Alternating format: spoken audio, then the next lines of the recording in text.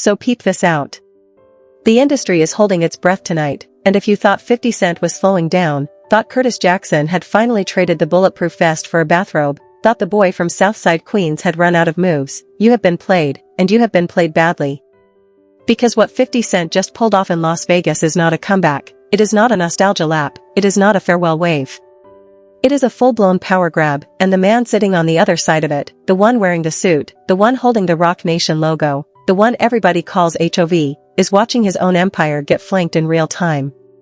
And this time, 50 Cent is not throwing shots on a mixtape. This time, he is throwing shots with a $15 million check in one hand and 11 professional sports franchises in the other. Stay locked in, because by the time we get to the end of this, you are going to see exactly why Jay-Z has been suspiciously quiet, exactly what 50 Cent knows that Shawn Carter does not want out, and exactly why the entire Rockefeller camp is scrambling behind closed doors. Let me set the table. 50 Cent, Curtis Jackson, the same man who dropped Get Rich or Die Tryin' and moved Diamond, the same man who turned into Club into the loudest anthem of the 2000s, has officially planted his flag at Planet Hollywood.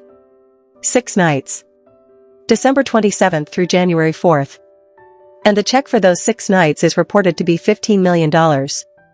Read that again. $15 million. For 6 shows. Not 60. Not 600. 6. That is Adele money. That is Celine Dion money. That is the kind of Vegas paper that used to be reserved for legends who had been dead center of the pop machine for 40 years. And 50 Cent, a rapper the industry once whispered was too street for radio, just walked in and grabbed a bag that most Grammy stage regulars will never touch in their lifetime. But here is where it starts to get filthy. Because the residency itself is only the tip of the play. The residency is the flair. The real move is what is happening underneath it.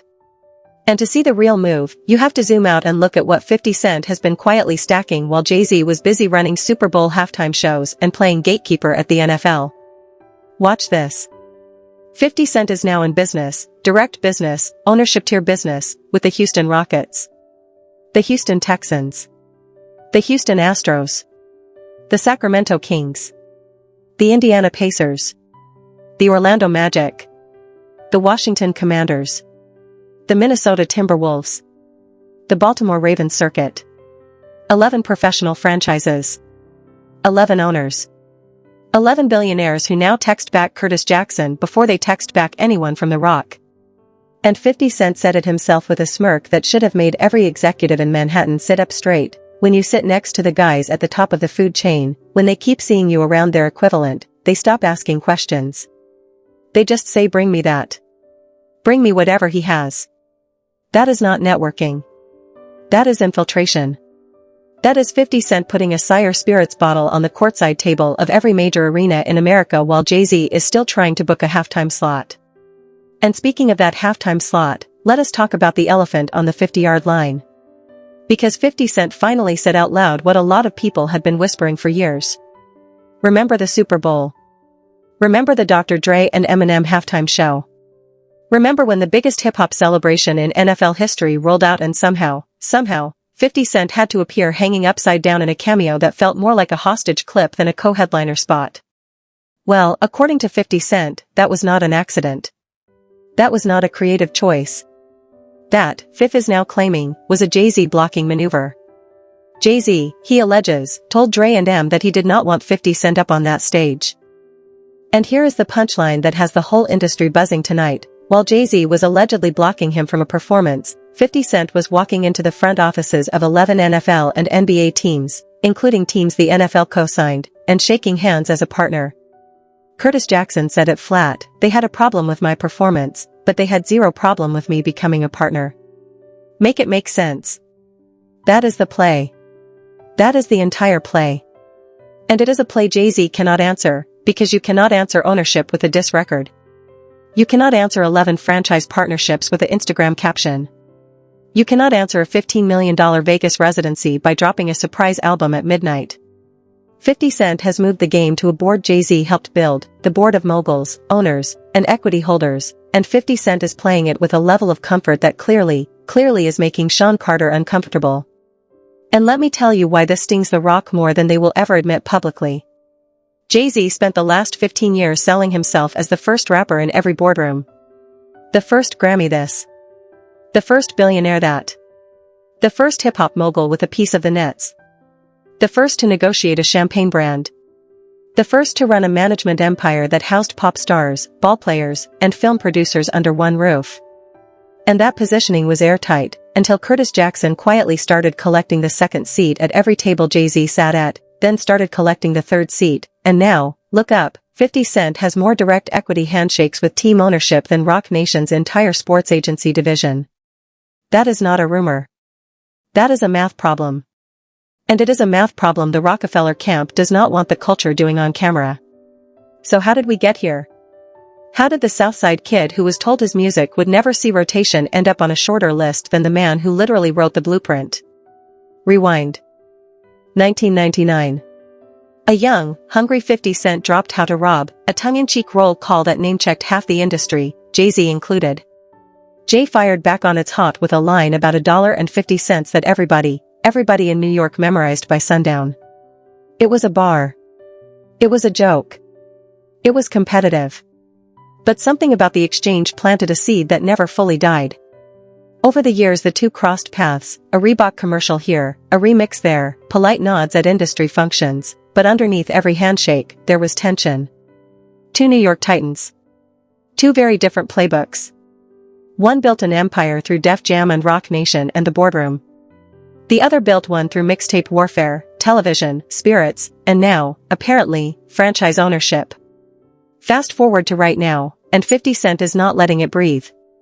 In one of the most talked about posts of the last week, 50 took a lyric from a Jay-Z verse, a verse from 2006 on a fabulous track called Youngin', and dropped it across the timeline paired with a Predator meme. Now the lyric itself is old, from a song that predates Jay's marriage to Beyoncé, but 50 Cent used it like a scalpel. He captioned it with vintage 50 Cent smoke. I know y'all are going to say I'm a hater, but what do you say about what he was saying, fool? Get your, well, you know the rest. And just like that, social media detonated. The comment sections lit up. The screenshots flew. And Shawn Carter did what Shawn Carter always does when 50 Cent goes after him. Absolutely nothing. Radio silence. Not a word. Not a subtweet. Not a smoke signal. And that silence, that is the loudest sound in hip-hop right now. Because here is what you have to understand about the way 50 Cent operates. Curtis Jackson does not fight for a top 5 slot anymore. He does not need a hot verse. He does not need a Billboard #1. He is not competing for chart position. He is competing for narrative control. And the narrative right now, the one 50 Cent is planting, watering, and feeding daily, is that Jay-Z is a protected industry insider who has spent 2 decades quietly blocking peers, freezing out rivals, and hoarding influence. 50 Cent frames himself as the opposite. The outsider. The straight talker. The mogul who builds people from the ground up instead of buying in after they are already hot. And whether you buy that framing or you laugh at it, one thing is undeniable, it is the framing that is winning the internet week after week. Tony Yayo, 50 Cent's Day One, backed it up in the interview that dropped this week. Yayo talked about the difference between how G-Unit moved and how the Rockefeller Circle moved. Yayo talked about staying at Armani hotels, staying at Four Seasons, staying at the best of the best, and staying there because 50 Cent chose to bring his people up, not because he had to. He talked about how Curtis Jackson turned Michael Rainey Jr. into a household name, turned an entire cast of unknowns into recognizable actors, and how Yayo himself understood he had to earn his spot in acting class before he ever asked 50 for a role. That is the Curtis Jackson organizational chart. And it is a chart Jay-Z's camp, at least according to the 50 Cent narrative, has never operated by. And this is where the narrative war gets really uncomfortable for HOV. Because for 2 full decades, hip-hop culture accepted Jay-Z as the mogul template. The proof of concept. The one you could point to when a kid on a corner said rap will never let you build generational wealth. But 50 Cent, without ever saying it directly, is offering the culture a second template, one that skips the label politics, skips the industry gatekeeping, skips the ceremonial handshakes, and goes straight to ownership. And when a second template lands, it forces a public comparison. Which is exactly the comparison Jay-Z's team spent a decade making sure never happened. Now it is happening every Tuesday, on 50 Cent's Instagram, in front of 30 million followers, And there is no PR firm on earth that can stuff that back in the bottle. Here is the receipt that nobody wants to talk about. When 50 Cent said, on that podcast, that Jay-Z did not want him on the Super Bowl stage, that was not a random shot. That was Fifth letting the audience know he has sources. Curtis Jackson does not throw those kinds of grenades unless he has already verified the intel. Fifth is a lot of things, provocative, petty, hilarious, but he is not sloppy. When 50 Cent puts a claim in the air, there is almost always a paper trail, a witness, a text thread, or a voicemail sitting somewhere. And that is what has industry insiders whispering that the next chapter is not a diss track. The next chapter is a documentary. The next chapter is a book. The next chapter is another Netflix executive producer credit with Shawn Carter's name buried in the search terms. Now let us swing back to Vegas, because this is where the mogul math gets crazy. The Into Club residency is not just a nostalgia victory lap. It is a distribution channel. Every night 50 Cent performs, Sire Spirits is on the bar. Every night 50 Cent performs, Sire Spirits is in the VIP. Every night 50 Cent performs, thousands of grown, employed, disposable income adults who came up on Get Rich or Die Tryin' are drinking his liquor, wearing his brand, and hearing him plug his television empire between records. He turned 6 concerts into a 6-night infomercial for an entire portfolio. That is not a rapper doing Vegas. That is a chairman running a shareholder tour. And the television empire is the second flank in this war.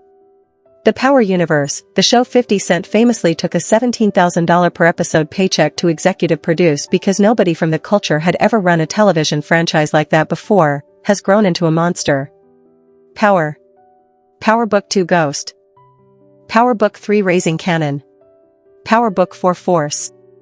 And now, the finale of the whole run, Power Legacy, bringing Tommy Egan and Tarek St. Patrick back into the same New York frame that started it all, arriving in 2027. Fifth himself hinted this might be the final spin-off before he closes the chapter. Which means somewhere at Starz, somewhere in a corner office in Manhattan, executives are staring at spreadsheets trying to figure out how to replace a man who single-handedly built the most-watched original series in the network's history. That is leverage. That is not a rapper. That is a founder. And this is the part that should keep Jay-Z's team awake at night. Because Roc Nation is a management empire.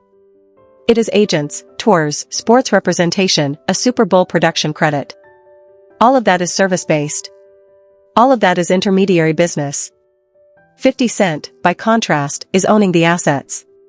He owns Sire Spirits outright, plans to hand the company down to his son. He is a partner directly with team owners, not with agents representing players.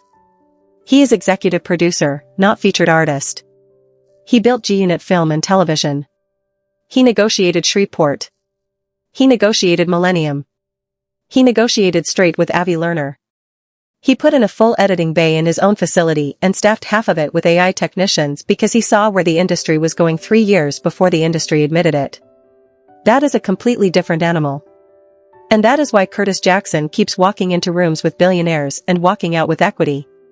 Now let us pump the brakes and ask the real question. Why now? Why is Jay-Z suddenly this quiet? Why is Roc Nation, an organization that has historically pushed back, through surrogates, through press, through carefully timed leaks, sitting this one out? And the answer, if you talk to people who watch this game closely, is uncomfortable. It is that Jay-Z knows exactly what 50 Cent knows. Jay-Z knows exactly what the Predator meme was pointing at. Jay-Z knows exactly which conversations have been documented, which relationships have been photographed, which whispers have been fact-checked. And Jay-Z is calculating, coldly, correctly, that engaging 50 Cent in a public back and forth right now is the worst possible outcome for the Carter brand. Because 50 Cent has already proven, twice, that when he sets his sights on a mogul, the mogul does not come out the other side clean. Ask the last one. You know exactly who I mean. The one whose name used to be everywhere and now appears only in court filings and Netflix credits. 50 Cent turned that man into a documentary. And 50 Cent, if you read between the smoke, is suggesting he has enough material to do it again. That is not a small claim. And Curtis Jackson, being the strategist he is not going to tip the whole hand on Instagram. He is going to drip. He is going to meme. He is going to caption. He is going to sit on his residency stage in Planet Hollywood with a wireless mic and a wireless empire, and he is going to let the internet do the framing for him. And every time he posts, every time he smirks, every time he shows up courtside with another owner in another jersey, the message underneath is the same. I am not chasing. I am not sweating. I am not begging for a stage. I already own the building. And the crazy part, the part that should have every industry watcher glued to their phones, is that 50 Cent is not even close to done. There is a tequila coming. There is a second slate of television projects. There is a rumored expansion into boxing promotion after the Floyd Mayweather chapter closed. There is a Den of Thieves sequel dropping in January with his executive producer credit on it. There is the Steve Stout reconciliation, quietly signaling that the old New York Cold War is being rewritten in real time. There is 50 Cent showing up in Doha for 12 hours, jumping to Atlantic City, jumping to Baltimore, jumping to Miami, jumping to Basel, and doing it not as a features artist but as a principal. That is not a Vegas victory lap. That is a chairman on a business trip. So where does that leave Shawn Carter? Where does that leave the Roc Nation empire? Where does that leave the Super Bowl halftime kingmaker who now has to watch a rival he once dismissed with a punchline become a legitimate co-holder of the culture? It leaves them exactly where 50 Cent wants them. Silent. Calculating. Watching. Hoping the Predator meme fades. Hoping the Vegas residency ends. Hoping Curtis Jackson picks up a new hobby and stops posting at 3 in the morning. Because as long as 50 Cent is awake, Jay-Z's brand is on the clock. And the clock, right now, is ticking loud. Here is the thing nobody wants to say out loud. This is not really about a Predator meme. This is not really about a 2006 lyric. This is not really about a Super Bowl slight from years ago. This is about a generational shift in who runs hip-hop's boardrooms. For 20 years, the throne belonged to Shawn Carter. For 20 years, the phone calls, the label deals, the streaming packs, the tour packages, the ceremonial invitations, they all went through the Roc. And now, quietly, a second phone line has opened. And on the other end is Curtis Jackson, and he is not asking.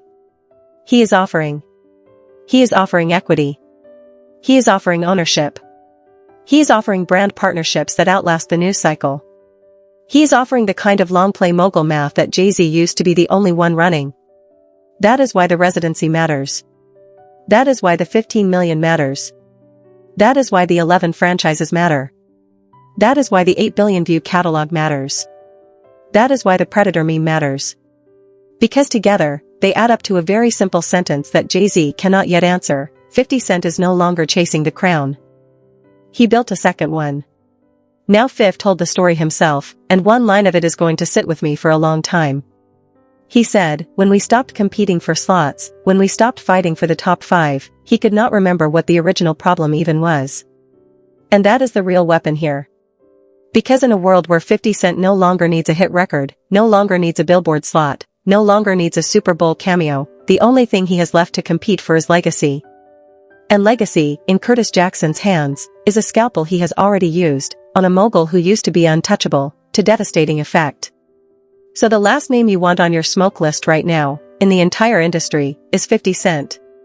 Not because of a mixtape. Not because of a diss. Because of a documentary team, a spirits company, 11 franchise partnerships, a Vegas residency, a television empire, and a Rolodex full of billionaires who take his calls first. Jay-Z built the game. But 50 Cent, whether Shawn Carter admits it or not, is now playing a different one, on a bigger board, with a bigger table, and with pieces the Roc simply does not own. Let me hit you with one more layer, because this one is the layer nobody in the mainstream press is willing to touch. 50 Cent has weaponized time. Think about it. Jay-Z is 50 plus years old. Beyoncé's touring calendar is locked. The Carter household is in legacy protection mode. You can see it in every carefully staged photo, every Instagram caption, every scripted appearance. Curtis Jackson, on the other hand, is in offense mode. He is 50 years old too, but he is running like he is 30. He flew from Doha to Atlantic City to Baltimore to Vegas to Miami to Basel in the span of a single week and did not blink.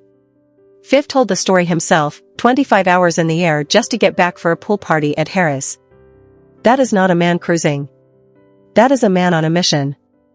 And when a man on a mission is chasing a man in defense posture, the man in defense posture is on the clock whether he likes it or not. And here is the deeper irony that makes this story land so hard.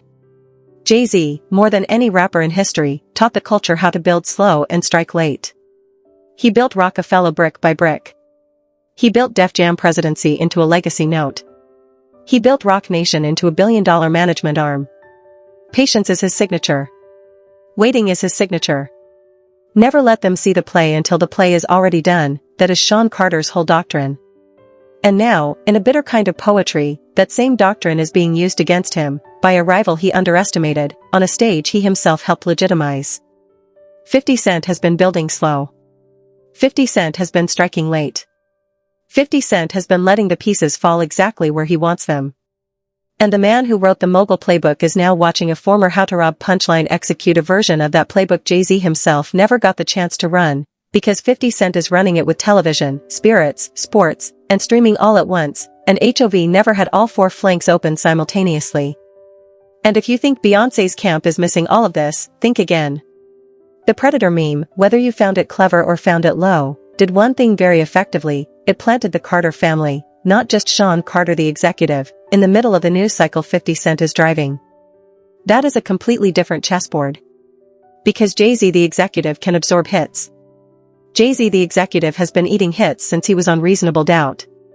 But the Carter family, as a brand, as an image, as an untouchable American royalty story, that brand does not do well with meme warfare. And 50 Cent knows this. Curtis Jackson knows this. Fifth is not aiming at a rapper anymore. Fifth is aiming at a dynasty. And a dynasty is a much bigger target with a much thinner skin. One question is left hanging, and it is the one 50 Cent seems to be teasing between every post. Is there a second documentary already being scored in an editing bay somewhere in Shreveport? Is there a follow-up to the Diddy story that has a different last name attached to it this time? Is Curtis Jackson quietly preparing the next Netflix bomb, and if he is, whose empire is standing in the blast radius? Because Fifth has been very, very quiet on that particular question. And if there is one thing this week has taught us, it is that when 50 Cent goes quiet, somebody is about to have the worst news cycle of their life. That is the drop for now. If you rocked with this breakdown, tap the like, hit subscribe, and turn on the bell so you catch the next one the second it lands, because trust me, this Jay-Z chapter is far, far from finished. Slide down and tell me your read. Do you think 50 Cent is bluffing, or do you think Curtis Jackson has the next Netflix documentary already in the can with Shawn Carter's name on the folder? Drop your call in the comments. And I will catch you in the next one.